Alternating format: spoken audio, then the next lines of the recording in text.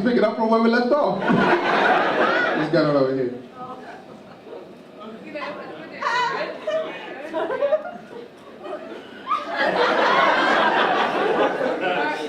Has he kidnapped you? So she's just shaking like, yeah, we're fine. She'll be on the news tomorrow. No. How's everyone doing? That's right. That's my name, Prince Abdi. I'm from South London. I love South London, man. I heard a little youth just in Brixton earlier. He was on the phone, and I think somebody owed him money. He was like, "Hey, fam, you better pay me, you know. You better pay. Listen, yeah, I'm gonna come over. Yeah, I got corona. I'll hug you." I was like, I tried to stop. I was like, "How much does he owe you? Let me pay you." He's like, £95. I was like, "Okay, go to his house. I'm a comedian. I'm broke." We haven't worked for so long, like it's nice to see audience again. Because now, like, they put us in Trump. Nowadays, what they say is, like, if we're not funny, we don't get paid. Yeah, I know. That's 50p, thanks. That's £1. That's 50p again. I think that's £1.50. That's £2. That's back to 50p. That's £1. That's 50p. I saw a guy in Brixton not long ago come outside of his house with a temporary bus stand.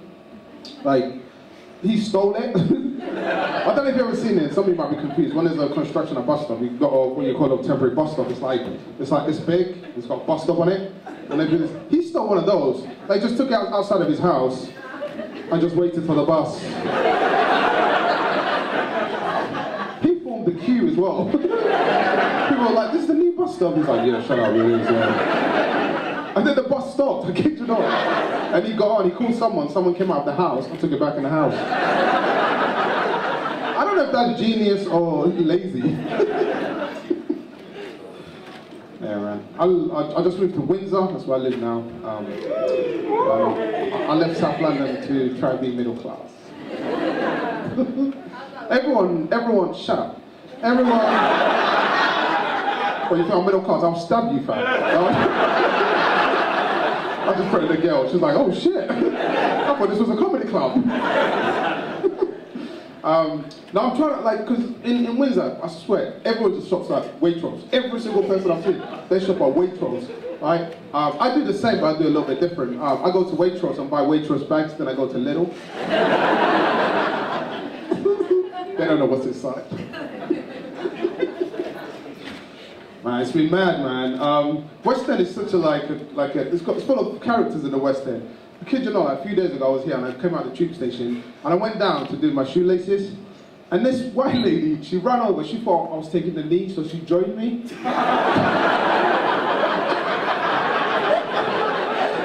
I was just doing my laces, she came up and she went. I was like, "What are you doing?" She's like, "I support your cause." And then she realized I was doing my laces. So she felt really, really like embarrassed. She's like, "Oh shit." Then she went, "Can you just join me?" I was like, "Fuck it, yeah, let's go."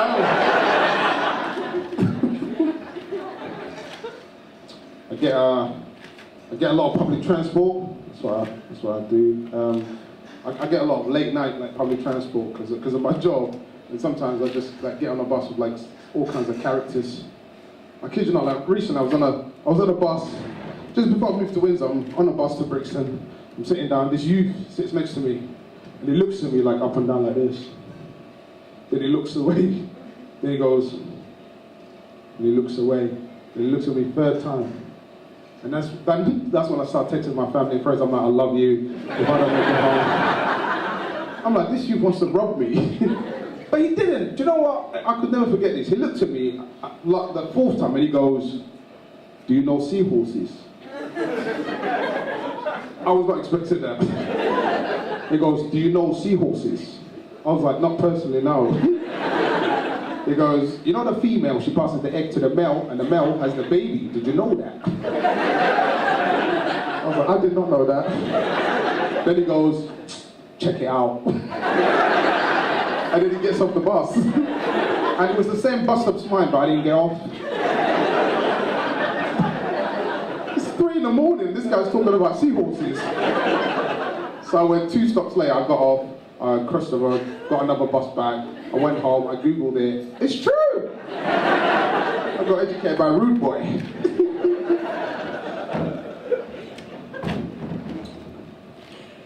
I was in Soho yesterday, and I was walking through Soho, and this gay guy was like, he was in a hurry, and he just pushed me, like, went out, like, and then I said to him, he kept walking, I was like, can't you just say, I'm sorry?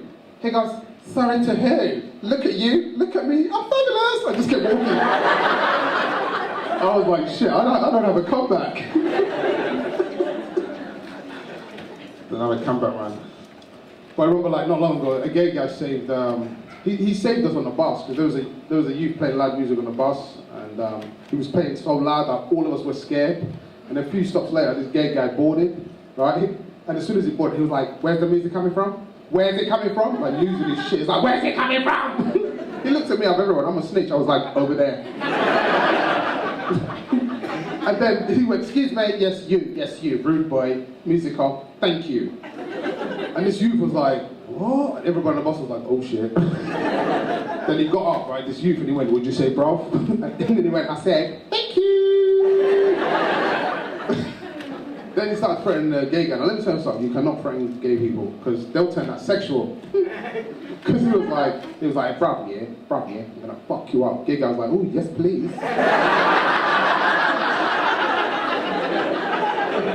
He's like, I'm fucking serious, bruv. Oh, I like it rough.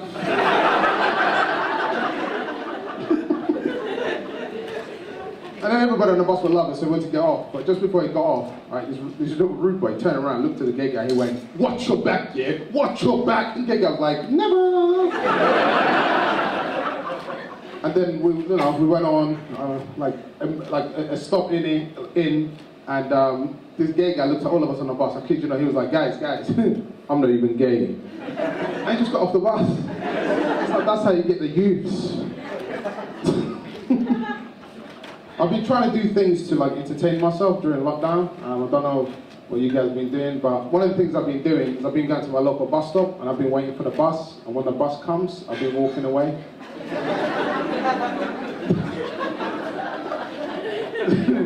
I signal for the bus. This poor man doesn't know what's about to happen to him. He's signaling, driving, smiling at me. And he's like this. He got me back the other day. I was at the bus stop. I genuinely need to get the bus. And all these people start like queuing next to me. And he was about to stop. He sees me and he kept driving and he goes, I'm never going to stop for you! I'm like, I hurt this guy's feeling. This is horrible. Another thing I've been doing, I've been going to outside establishments. I've been just standing outside, pretending to be a security guard. So when people were getting like, their takeaways, I'll be there going, can I see your ID, please? This woman lost her shit. She was like, it's 2 in the afternoon! I was like, I'm just doing my job, yes. I remember when I was a youth, man, I was just like the youths of today.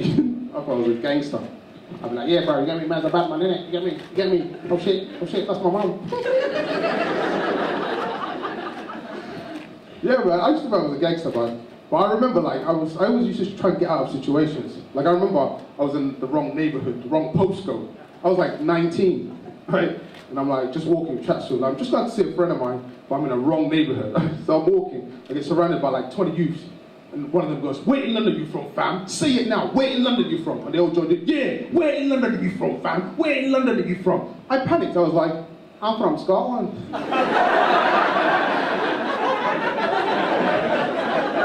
Alright, I'll see you later, eh? And they let me go straight. And then one of the youth was like, rah, didn't even know there was black people in Scotland.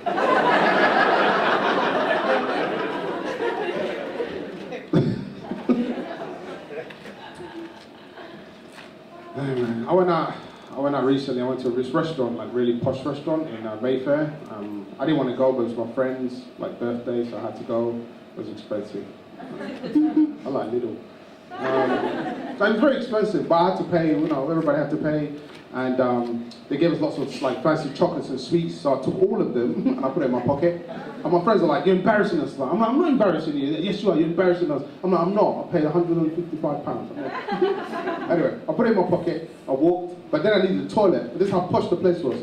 The toilet didn't say male or female, girls or boys. It didn't say any of that. Like, all it said was like, it just had these codes I've never seen before, like 2 different codes. I'm like, which one is which? I didn't know. So I just opened one of the doors. As soon as I went in, I'm like, uh-oh, this is the ladies, because it's clean. But then I tried to come out, and this lady walks in. Oh my God, she panics and starts screaming. She's like, "Ah, ah, ah, ah!" So I was like, freshen up, freshen up.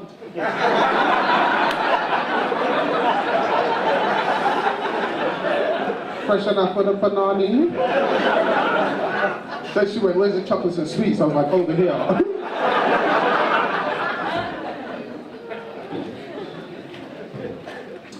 Man, one of the funniest things I've ever like come across was and I hardly see this. Actually, it was in this area. It was in the West End. I saw a white English traffic warden. I've not seen one in a long time. I knew he was English well, but he was cheeky as well, because I went to park my car and he came over to me and he went, "My friend, you cannot park your car here." I kid you not.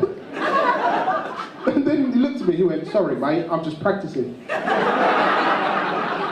That is so wrong.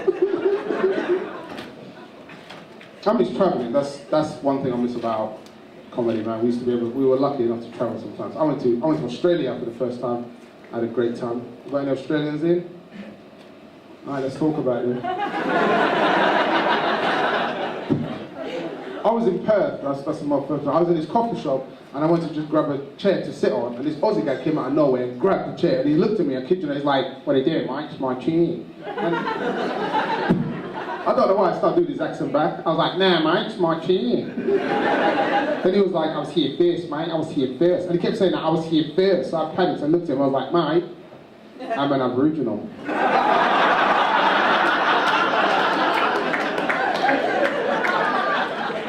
"I think you find it, I was here first." He was like, "Oh shit, sorry mate."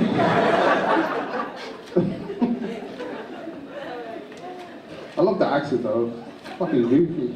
"How you going, mate? Gonna go barbecue and some surfing?" I'm sorry if you've got any Australians here, but that's how you sound. "Yeah, mate."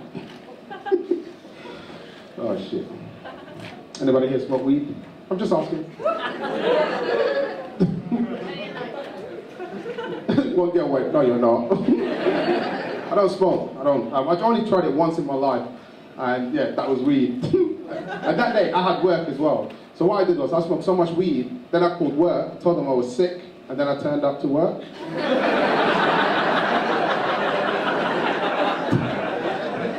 My manager was like, "You just called in sick." I was like, "I love this place." I used to be a primary school teacher.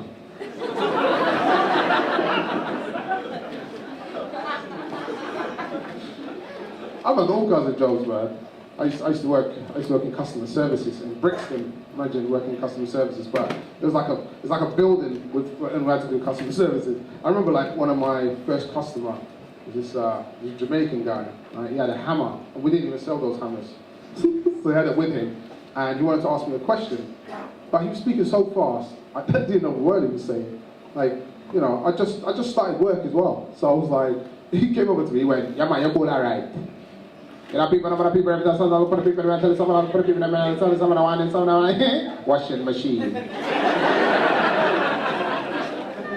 Then he goes, he saw I was confused, he went, "All right, I'll say it one more time." See, I understand that bit. Then he goes, "You know the people, tell someone put people, someone washing machine." I didn't want to ask him a third time, because like I said, he was holding a hammer. So I was like, "I know what you're talking about. I know exactly what you're talking about. I'll be back, all right? I will be back." I went home. I've had some tough jobs, man. I remember I used to also be a salesman, and one of the things I used to sell were doors. I kid you not. So imagine how hard that is. I used to knock on people's door.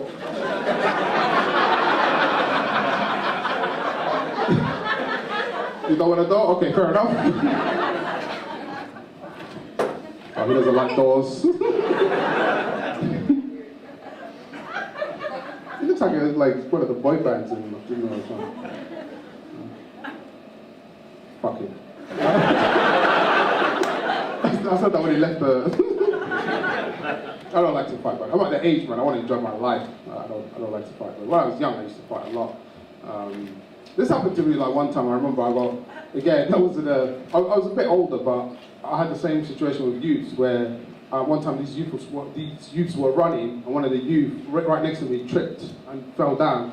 So he tried to blame me, so they all came back. All the youths came back, and they're like, "Fuck you doing, bro? Fuck you doing, bro? Yeah, yeah." And I thought they were gonna, stab me or something. But instead, I quickly just said to them, "I'm looking for my stick. Have you seen my stick?"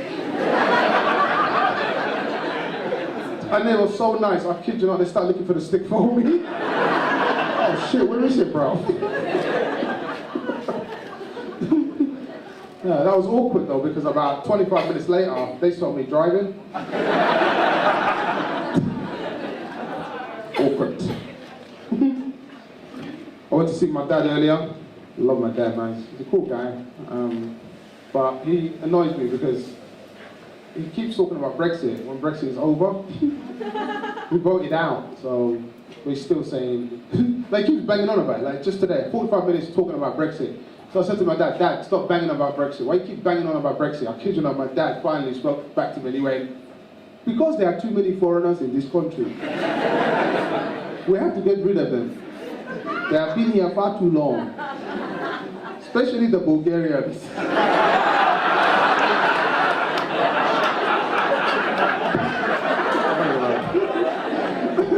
She really thinks I'm an immigration officer. She just shut herself. Sorry, I was trying to do my dad's accent. My dad's from Birmingham. I can't do the accent. That's a hard accent to do. Oh man. Yeah, man, life in Windsor is good, but I'm not used to it. Like people want to like talk to you, want to know everything about you. I'm not used to it, man. I keep everything to myself. I was in a supermarket. Okay, it was a waitress. I didn't buy anything, but I just went in there just before I bought the bags. But I was in one of the aisles, and there was a mom telling her kid, just telling him off. It's a really posh lady. She's like, "Josh, you have to stop right now. You have to stop right now, Joshua. Joshua, you need to stop right now." And she did this. She went, "Joshua, you see that man? He's gonna come and get you."